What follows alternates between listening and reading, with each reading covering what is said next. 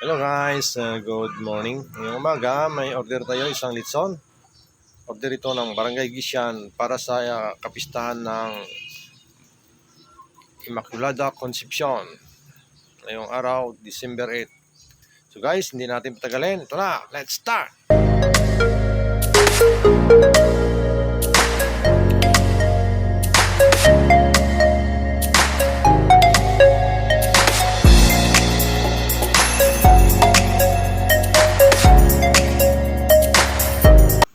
Ito na guys, nag-start na sa pag-ikot ang ating litson. Order pala ito sa atin ni Isbidan Alamis ng Gawa ng Tiki. Para ito guys sa kapistahan ng Immaculada Concepcion o Barangay Gisyan, Gawa ng Tiki. So, salamat din sa pag-order liwat Isbidan Alamis sa Ramilas Litson.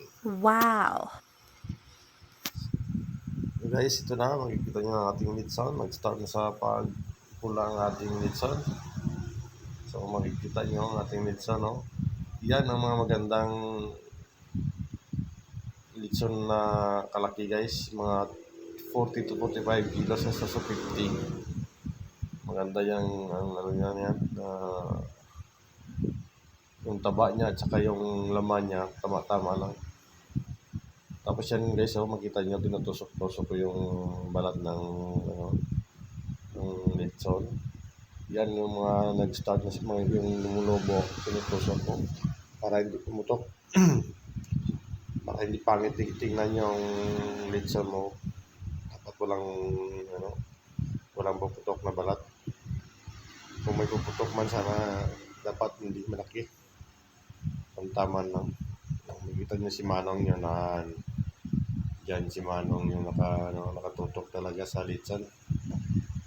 Pag ganyan pa lang pag starting, dapat nakaabang ka dyan. Kasi sigurado may lulobo dyan na balat ng baboy. So, nasala si Manong. Kung hindi na alam ang gawin now. Mahina. Ito guys, so.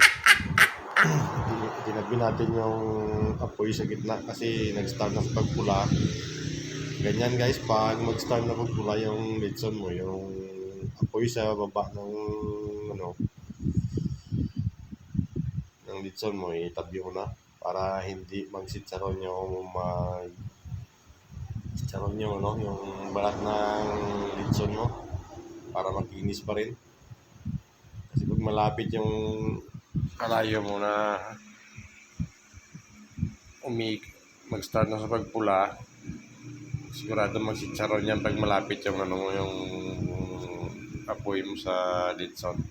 Dapat katamtaman lang yung yung init, mintin lang, hindi masyadong malakas para hindi magsitsaron yung balat ng litson.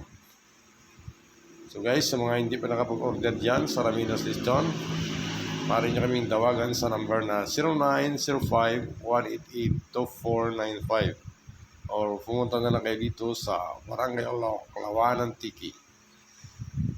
Pwede nyo rin kami i-PM sa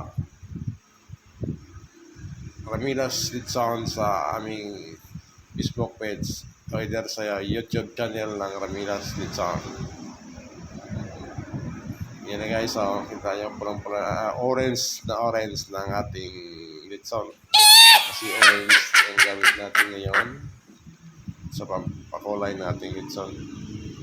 Kasi mas gusto ko yung orange tingnan kaysa coke o panyan, yung patis o yung nilalagay yung tuyo